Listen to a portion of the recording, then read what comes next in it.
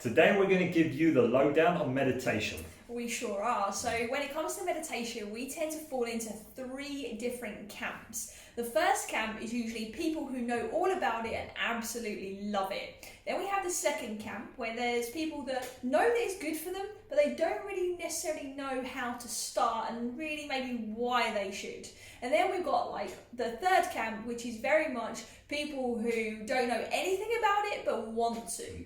So today in this episode, we're going to share with you, we're going to be talking to you if you fall into those last two camps specifically on how, why and where you should start. Nice. And I can tell you a bit about my experience with meditation. For those who kind of watched some of my videos before, you'll know that my experience with meditation a long time ago was pretty much non-existent. So I didn't believe in it at all. I used to hear a lot of people talk about it, but I'll just think it's very hocus pocus, wooey type stuff. Is like how can this stuff actually work? How can sitting down or laying down and closing your eyes and thinking about something or not thinking about something make any difference to the results you're trying to achieve?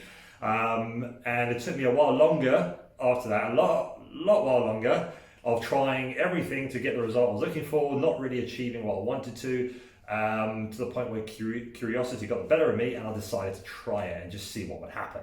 So I kind of skeptically tried guided meditation, and I was trying the Headspace app. Some of you might know what that is. It's like a little meditation app, and I was trying some short guided meditations, and it was okay, but I didn't really like the guided aspect. It really distracted me. The voices. Yeah, it was. I was like kind of in that. Okay. I could feel myself calming down, but then someone would start talking. It was like, "What are you doing?" I would lose my train of thought, and it would just find it too distracting for me.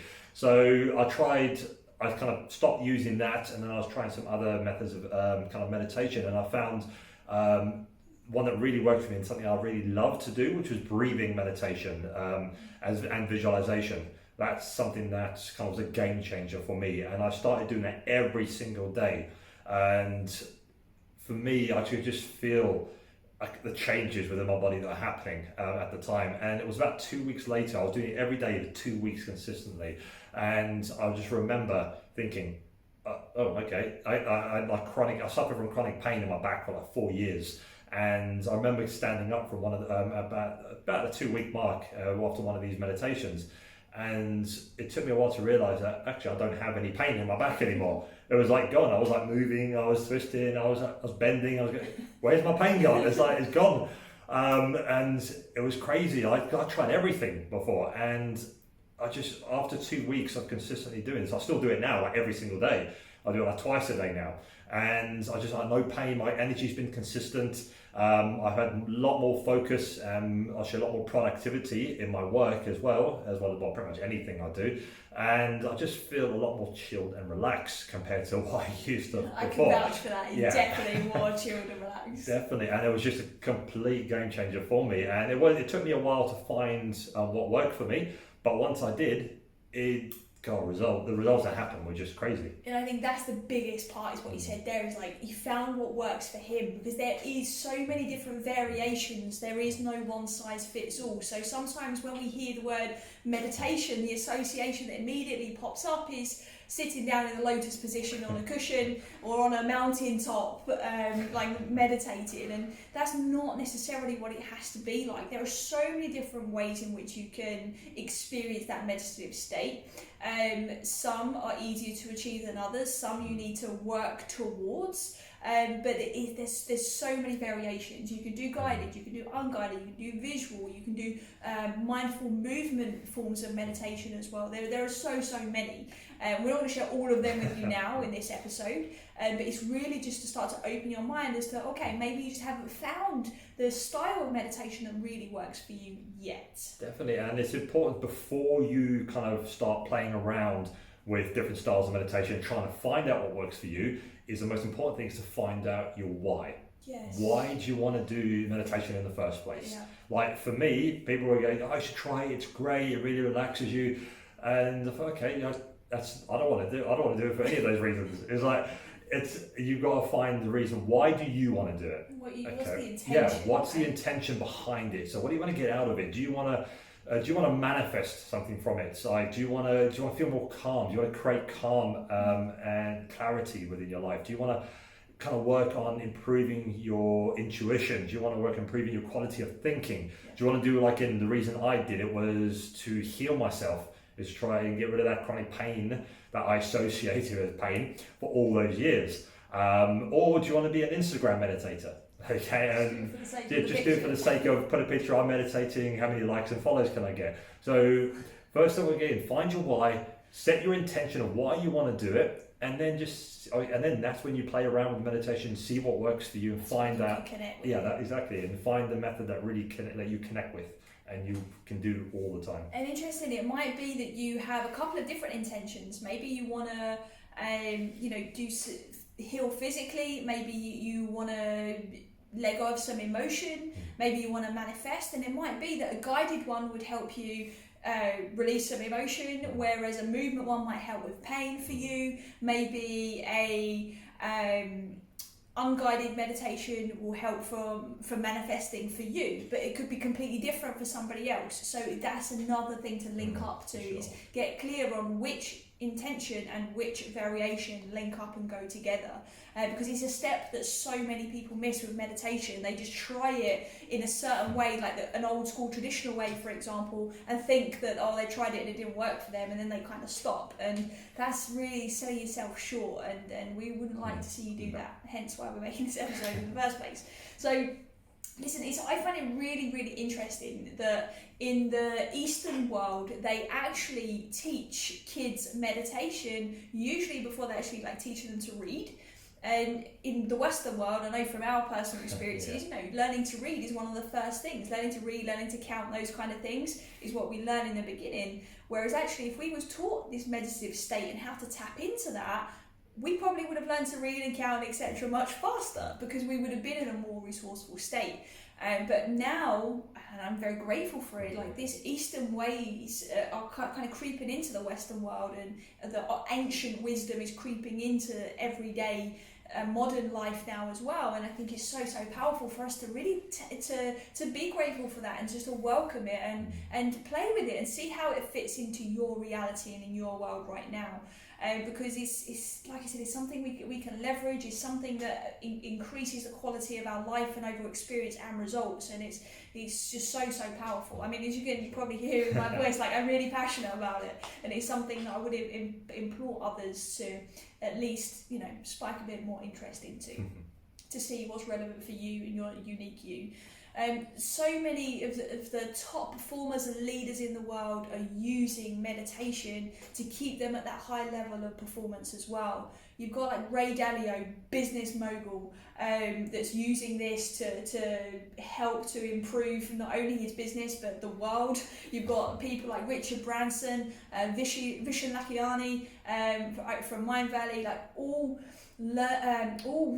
preaching about meditation in a way, because it's so powerful, because you're coming from a resourceful state, being creative, ideas, being able to be innovative, to be able to manifest. It's no coincidence that these guys that are the top of the top, the creme de la creme, are getting the results they want, and that there's no manifestation going on there. Of course there is, right? And it's all coming from being in that resourceful space, so that they can drive those results forwards even more. And I think when we start to open up to the possibilities that come with meditation, then we get to experience them. Definitely. And it's why is meditation so useful? Okay, there's a lot of people, I asked this question a lot of times in the past, it was do meditation. Well, why? What is it going to do for me? Why is it so useful? And one of the reasons, which was big for me, which is increasing clarity.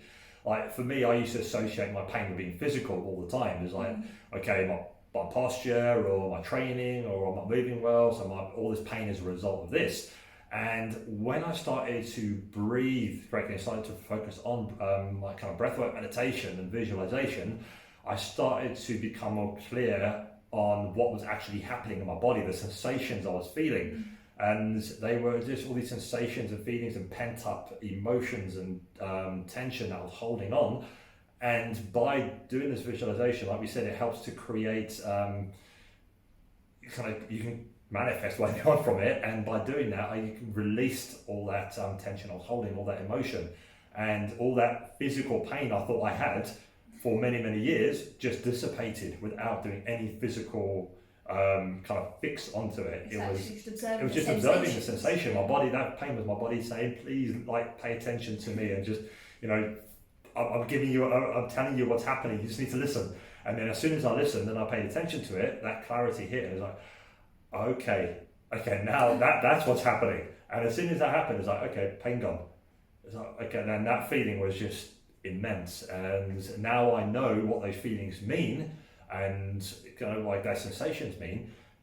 That's why I do it every single day. I do breath work, I do visualization, I do it every single day, because I know that that's what my body wants. It's what my body needs, and by giving it that, I get to create and manifest the environment I want for my body, and which is obviously of pain, no pain, lots of energy, and just be able to move more mindfully and freely. And that will come from the clarity. Yeah, and just come from being more clear about what's happening with my body. Nice. Listen, another reason why it can be so useful to meditate, whether that be through breath, through visual, through guided, etc., is because we can generate insights beyond our known intelligence. And what I mean by that is we get to kind of tap into this intuition, and we get these ideas, and we start to think maybe slightly differently just because we've put ourselves in a different state.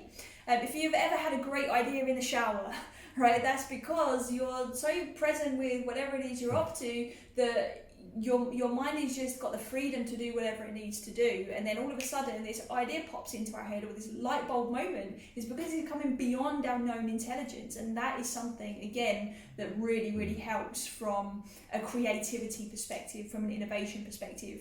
I know Vishen Lakhiani, that I mentioned earlier on, he puts a lot of his ideas come specifically from meditation, and then he goes and puts them into action, and they end up being some of his most successful ideas. And he doesn't even claim those ideas as his own. He's like, no, it just comes to me. And it's like, that's coming because he's in that state, and he's able to tap in to those, you know, brain states that are needed to be able to translate that information back into kind of his world and his reality. And we can do that same thing too.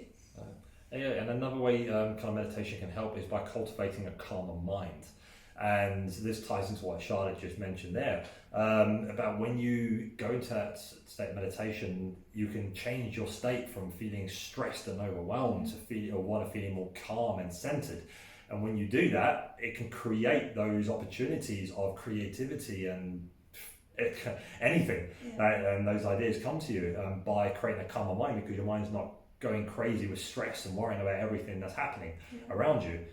You're creating that kind of what we call that parasympathetic state, or that rest and digest state, which is putting you into a more calmer state. Your whole nervous system just gets to that point of relaxation. Exactly, feels right? good. And then you can be resourceful. Yeah. And then that shows up in everything, right? For sure. So another reason why it's so useful is because it reduces that noise in the mind, that mental clutter. And, you know, we've spoken about this before, the self-talk, that little voice that's in there. Meditation helps to calm that down. It helps, like John mentioned earlier, to get some clarity around actually what's being said, what's true, what's not, but it slows down those thoughts. So many people struggle from anxiety and overthinking, and a lot of that is stemming from this internal dialogue that is on overdrive. So when we get to go into that calmer state and our nervous system gets to calm, that voice starts to slow down a little bit as well. And when our mind can slow down and that noise starts to disappear, then we get to come out of that in a much better, healthier state to show up for ourselves and for our loved ones. Awesome. And becoming less affected by your emotions is a really good, a kind of a useful thing that meditation can do for you. So if you're someone who just really holds in emotions a lot and doesn't really express them much, then meditation can help you to become less affected by emotions by dealing with your emotions. So they can help you deal with them. If you've got any serving, unserving emotions when they show up, is, you know, you've got a better emotional intelligence to be able to deal with them in any situation that arises. So if you're in work, for example, and you've got a stressful situation that comes up, and you've been meditating regularly and learning how to deal with your emotions, those situations are not going to affect you as much as before, and you're going to be in a better, more resourceful place to actually deal with them, aren't you? Yep, absolutely. So, like John said there, you can use meditation to let go of emotion, but you can also use it to create the high vibing stuff as well, right? The high vibrations, and that then puts you in a much more peaceful state, so that people can't steal your peace, right? It just doesn't happen. You don't get triggered as easily as well, and therefore your emotional intelligence gets more and more heightened, isn't it? So another massive benefit here as well for meditation is increased pattern recognition. And this might sound a bit different from some of the ones you've heard us talk about before as well. This is one that's so powerful, because when we do quiet the noise and we're calmer and we kind of are observing and can step back, we start to be able to see different patterns. We start to be able to recognize different trends. And this is great from a personal perspective, because you start to learn what works, what didn't work in the past, and you get to kind of redirect yourself and maybe get yourself back on track, whether that be at work, whether that be with your own mental and emotional well-being, whether it's your fitness, like whatever. You can start to see patterns occurring because the noise is quieter. But also your brain is literally being rewired to be the observer. And when that happens, that can be so powerful. And for us, and I'll openly share that in business, it has a massive impact. We see patterns of what our clients achieve and what works, what maybe didn't work for a different kind of personality. All of those things are really helpful from a financial perspective, noticing what trends occur so that you know, okay, this works, so therefore I'm going to do this again in future. We start to be able to then predict what's going to happen, and then that becomes very helpful from a manifestation perspective within business, within life. Again, in any area that you want to focus on for your meditation, you'll be able to start to recognize these patterns so you can intervene, and then you can actually behave differently when you're in kind of the real world. And the idea with meditation is that you start to live from that meditative space, so you don't have to have an allocated practice, but that's more of a long-term goal. Definitely. And one of the huge benefit here of meditation is to help create kind of that connection between heart and mind. And this is important when you're doing stuff like visualization. Like for me, visualization was huge when I added it in to help get me rid of chronic pain, because I was visualizing what my body already had, which was pain-free, moving well, lots of energy. Instead of visualizing what I wanted to, I was visualizing what my body was actually in that moment, which I already had it. I was observing it. But to manifest that and to actually make that happen, this is where that connection between heart and mind, that heart-mind coherence needs to happen. And by kind of working on your breath and getting your body into that state where your heart and mind connect and they become aligned, then that manifestation of what you're visualizing starts to actually happen, and you start to get what you're visualizing. Well, as I say, start to get, you've already got it. But what's happening is because of that connection between heart and mind, your body's actually getting, okay, oh no, you have got it, okay. They're on the same page. They're on the same page now, they know what to do. So, okay, this doesn't need to be there anymore, that doesn't need to be there anymore. So, and that's what happened with me. That's how my pain just kind of went. It was already gone. I just had to, again, listen and observe and get out my own way.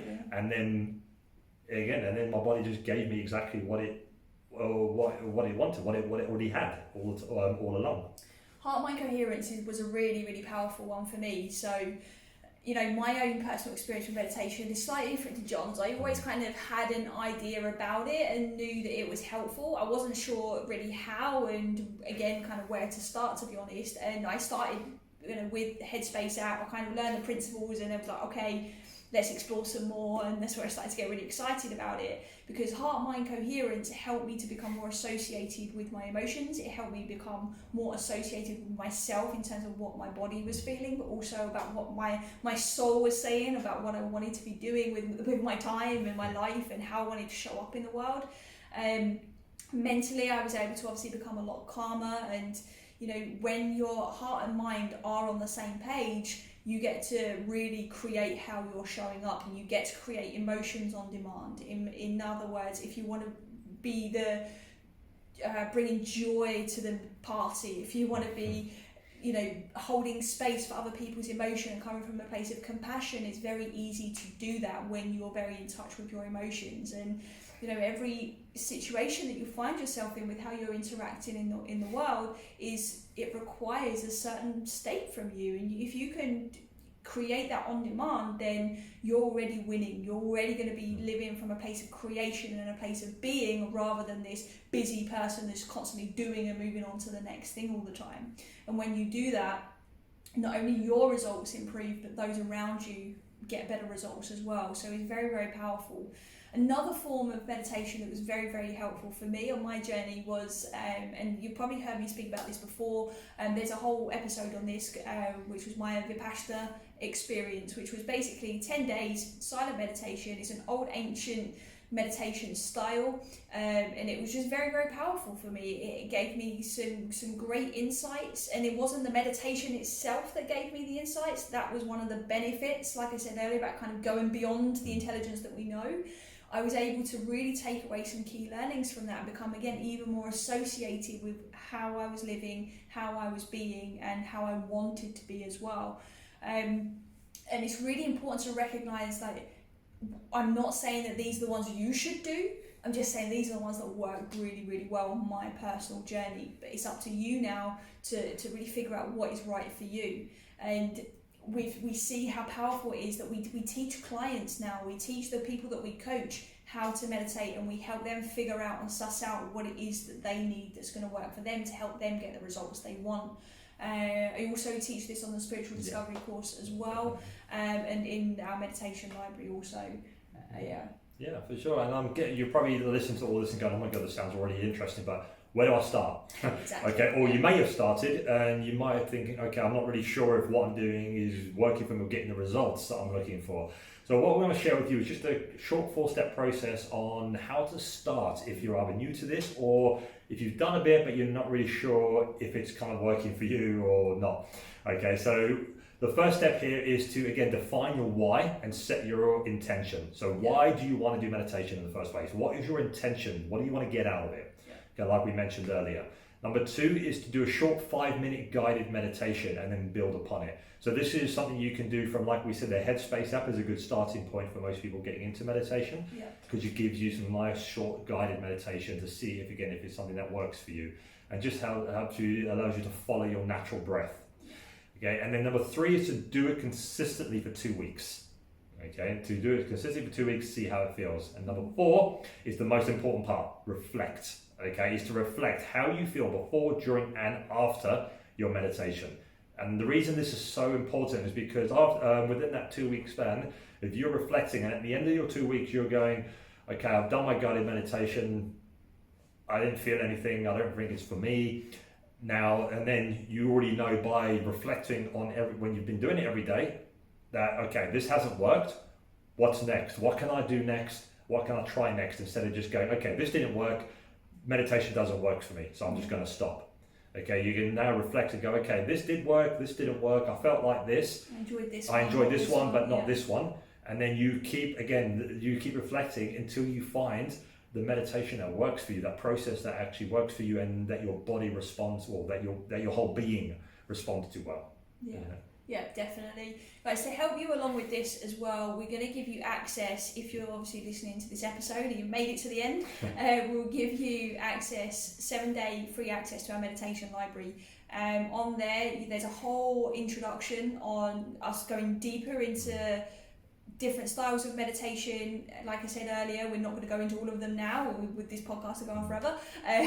So in that meditation library, you have that. You also have lots of guided meditations and unguided meditations as well that you can follow, and it's a really, really great starting point. This is something that's usually only available for our coaching clients and for anybody that does the spiritual discovery course.